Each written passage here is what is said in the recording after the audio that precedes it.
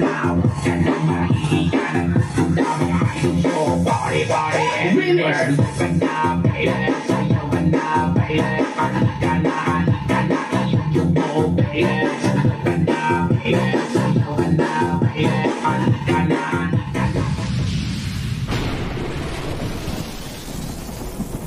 ay mga lods, good morning. Ito na yung inayos natin yung casing kasi nga nayupi nung delivery, no. So ito, balik na natin yung mga laman niya. So parang mag-assemble tayo ng bagong amplifier. So ito na yung capacitor board niya. So lagay na natin ulit. So grabe, laki, daming capacitor. So ito lang yung kagandahan sa kay pa doon. Hindi ka mahirapan sa pag-assemble kasi nga ay mabilis lang ba na magawa kasi nga ay yung niya, hindi ka pahirapan, nakasakit lang lahat. So ayan. So ito yung sunog ang channel, no. Yung isa, yung dito sunog to, yung isang channel. So meron na dumating na yung bagong board. So palitan lang natin direkta bago. Ayan, so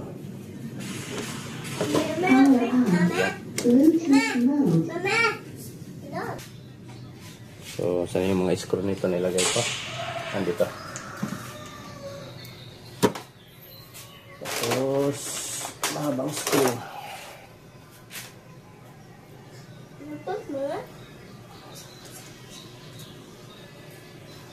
So ayun, baka hindi ka pa nakasubscribe dyan sa ating channel mga lods, ay pa-subscribe na po.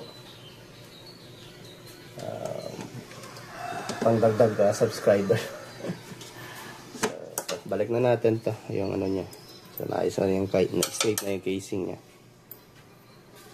Kasi yung problema sa mga courier, tinatapon-tapon lang.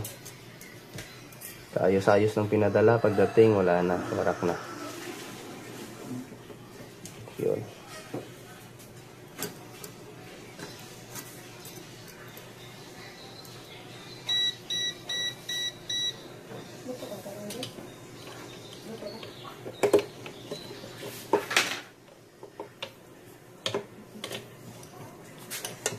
Ayan. Then blower, fan. Ito.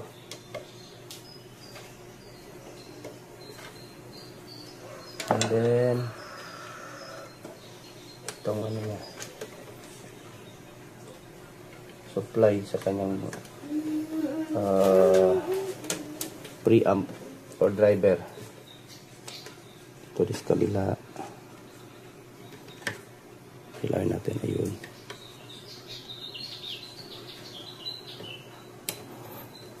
Yung pan.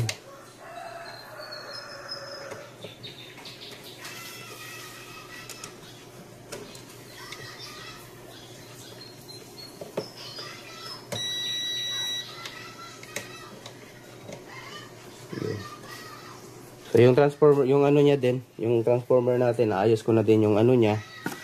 Yung yung balot niya. So naayos na din natin yun. So i-epoxy na lang din natin ulit.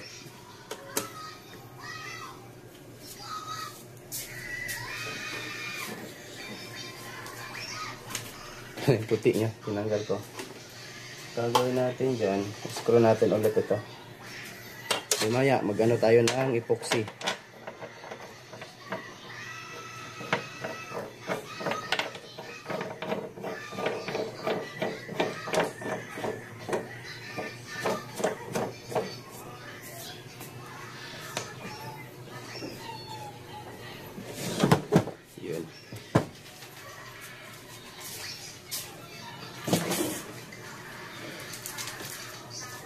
Bigat talaga ng transformer nito. So pure copper transformer nito mga lods. Ito, naayos ko na yung niya, balot niya. Kasi nabaklas ang mga balot nito eh. Yun, bigat.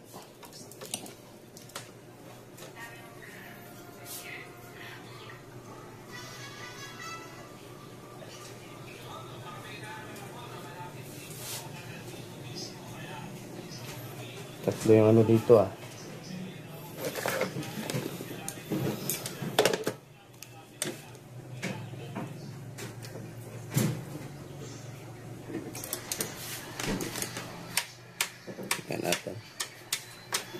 So mamaya lulusan lang tayo ng ano, epoxy. Hulog natin dito sa pinakabutas niya.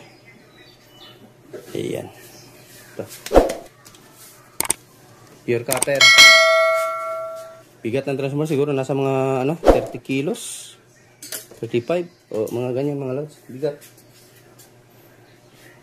So continue lang tayo.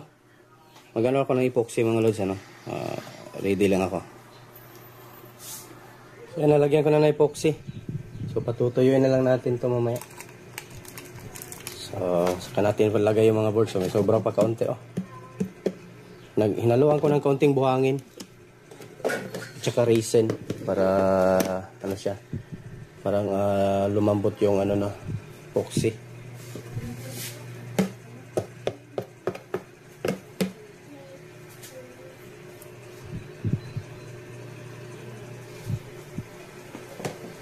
So, ayan.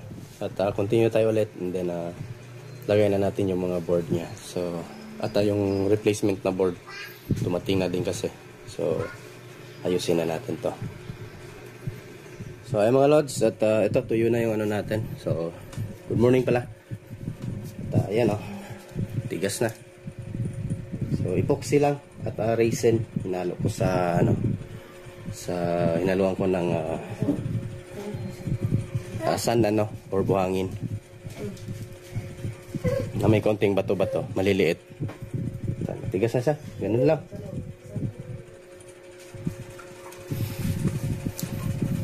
And then ito na, balik na natin to.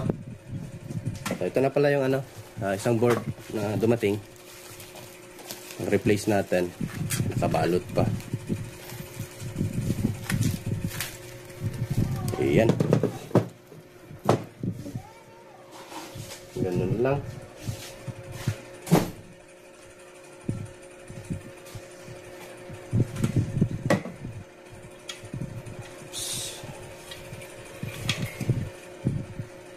And then, lagyan natin yung supply ng relay.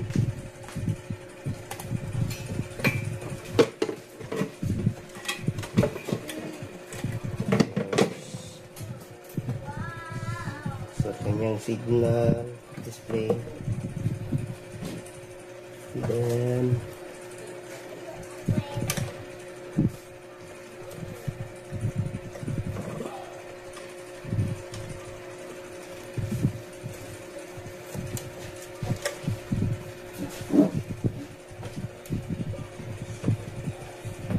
input.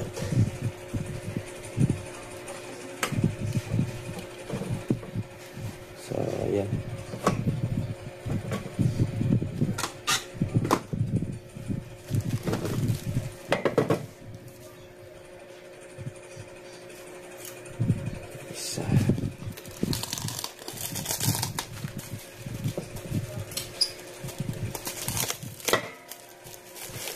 Ito kasi yung huli na pinadala ni Madam sa atin.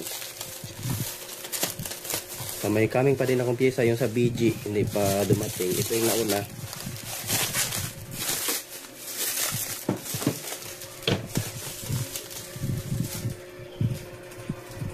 So nagsusupport pa rin naman si Madam, or minsan yung asawa niya, si brother, tawag ko brother.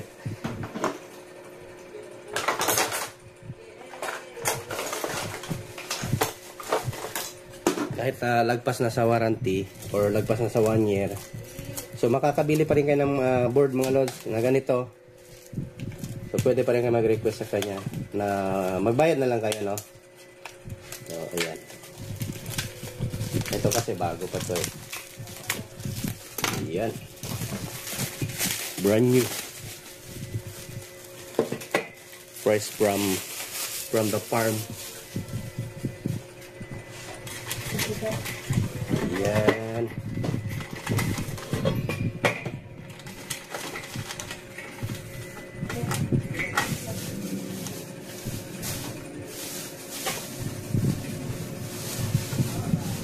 So si PX2000, kung gusto nyong i-fix bias, ito ang 500 ohms. Yan lang yung galawin nyo, tanggalin, and then palitan ng fixed resistor. I-start ka sa 150 ohms. Then kung hindi mo makuha ang 0.3, kasi 0.3 tong mga ganito, basta mga power up mga lods, 0.3 talaga yan ang bias niyan. So, ayan. 0.3, pag mahanggang sa makuha mo yung 0.3 na bias, stop ka na. Basta ang always ko sa mga ganitong power amp is nagre-range lang siya ng minsan 150, nakukuha sa 150, lalong-lalo na yung mga Sondra. Minsan naman pag ibang brand, minsan nakukuha sa 200 ohms or 220 ohms. So, dun. Or 180, depende, 180 ohms. Nakukuha na yung 0.3. So, ayun. Brand yung brand nyo to.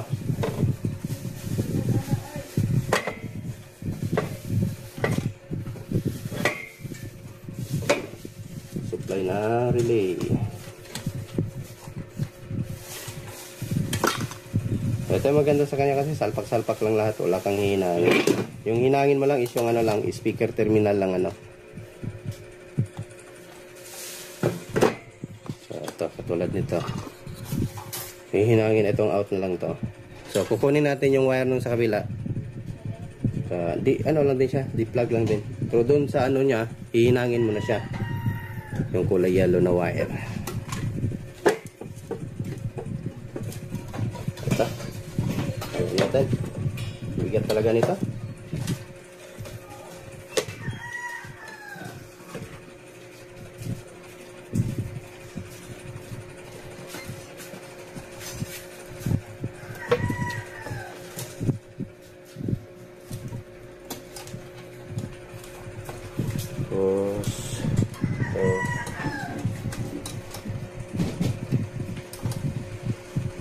Input.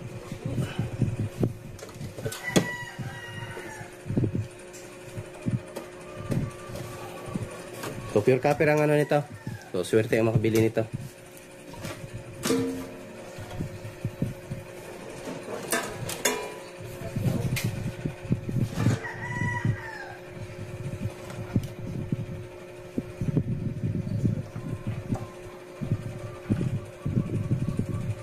Ay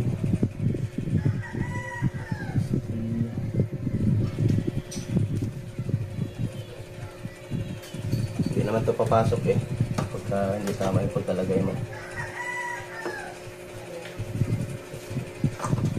Ito.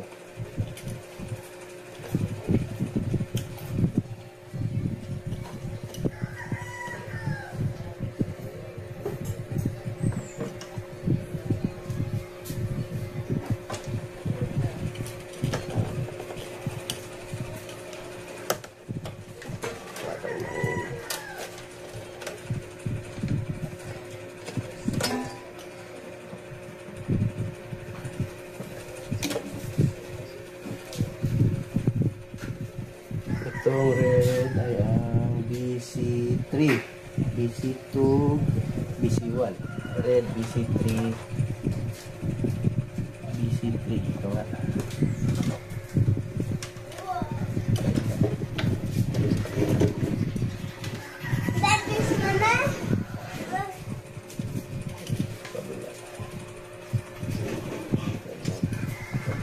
May markings naman sa ano sa capacitor board niya. Tapos ano natin BS3, check natin yung black is dito sa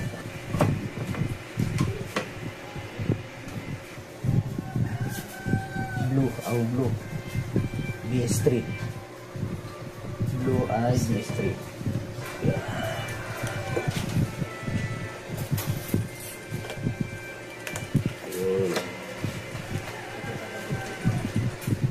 Red.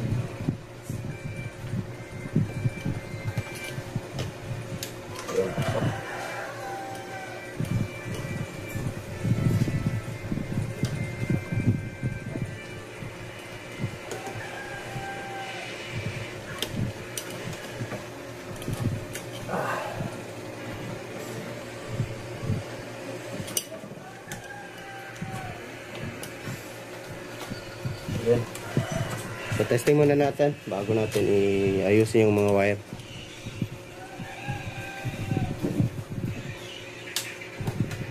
So, tama. Kasi pag hindi yan tama, iilaw yung series valve natin.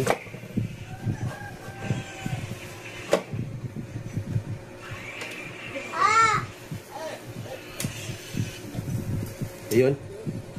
Tama naman. So, ayan, continue lang tayo. Lagay muna tayo ng mga speaker. So, ayan mga lods, testing na natin. Meron tayong audio. Power natin. Ayun.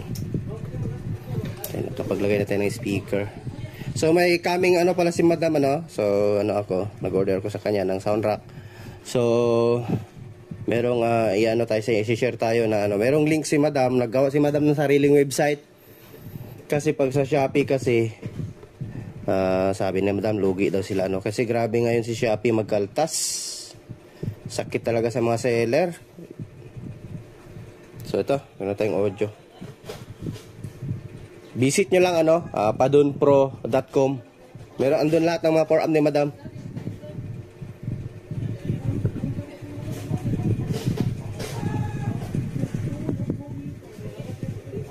Ay, sorry, hindi ko pa pala nahinang yung sa speaker. Ay, hinang ko muna mga lods. So, ayun, nahinang na natin. So, testing natin muna bago natin i-arrange yung mga wirings. Saan yan? Ito.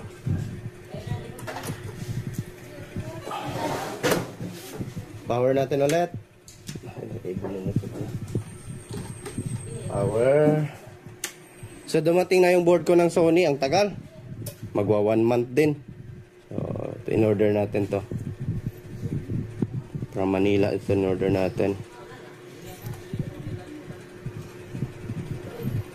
Mahal. Mahal kahit si Kanhan, mahal. Yung sa Sony na ano. Ito, audio test tayo.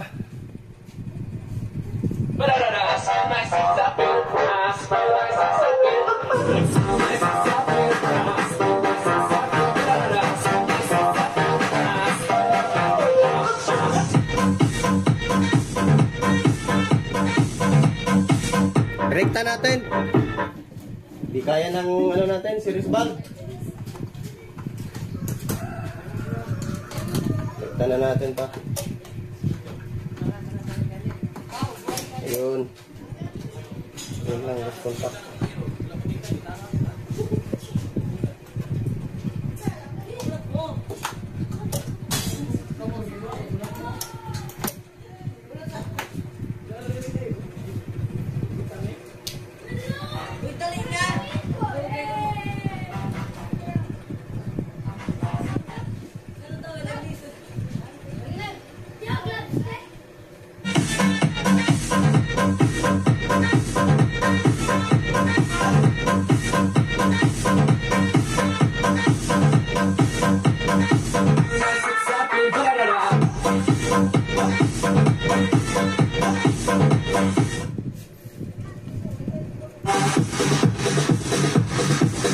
So huwag kalimutan yung like. Huwag kalimutan yung like ating video mga lods.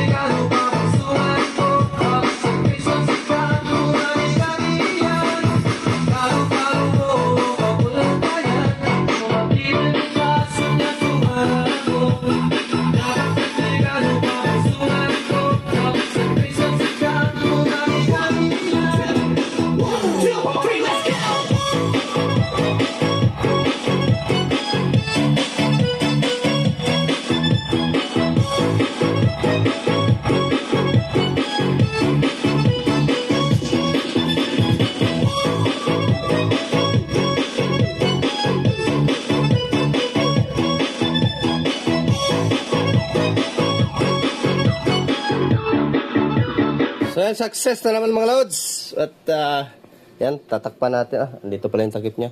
Ito ba yun? Hindi. Ano pala yung takip niya? So marami-rami pa tayong repair mga lods. At ayan, may tusundra din tayong ginawa. Okay na yan. So salpak na lang yan. Ito. So marami pang tusundra. Dalawa, mayroon pa. At ayan, mixer. Dumating na lahat yung potentiometer niya. Ito na. Nandito na lahat. So ayan. So yun ang next natin. Doon yung Sony. Basta marami tayong gawa pa. So ito yung sira ng Apex 2000. Subukan ko i-repair yan habang nandito pa to. Sayang din kasi. So baka pwede pa natin yan, diba? So magamit in case meron next repair, hindi na tayo mahirapan. Meron tayong salpak agad, hindi yung sira, repair na naman natin. So ayan. Marami na sasabi na sirain daw itong Apex 2000 Pro. Padun Pro. So meron silang website, ilapag ko lang yung link ng kanilang store, and then hindi pa talaga as in totally sila nag-ooperate, pero gumawa na sila ng sariling website kasi nga ang grabe talaga ang kaltas ni Shopee.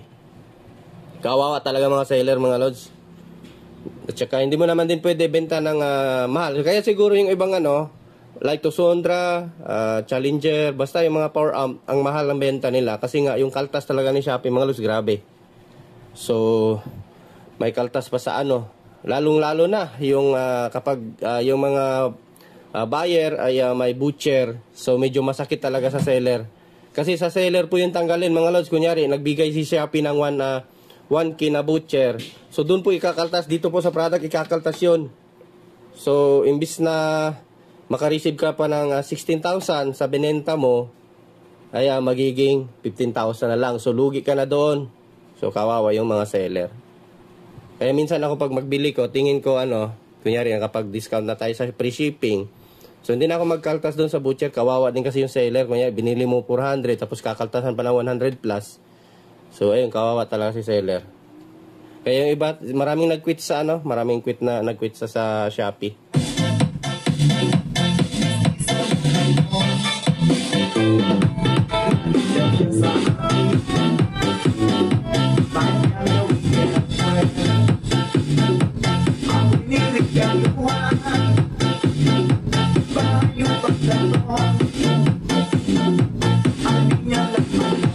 At di ko masabi na ako'y isang Darna! Hey!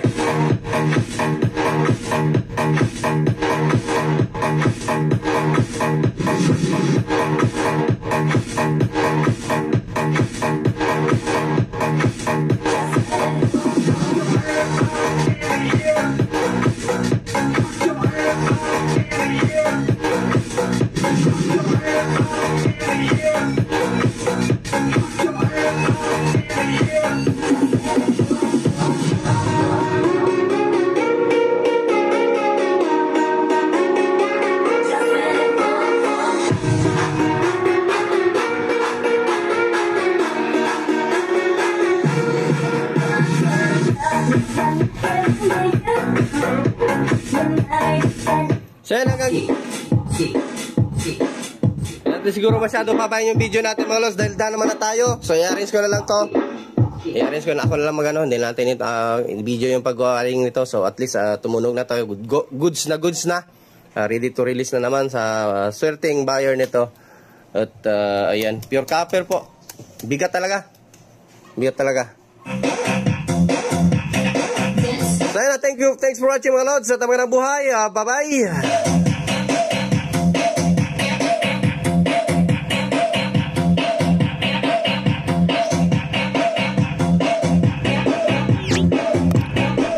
Mixed club.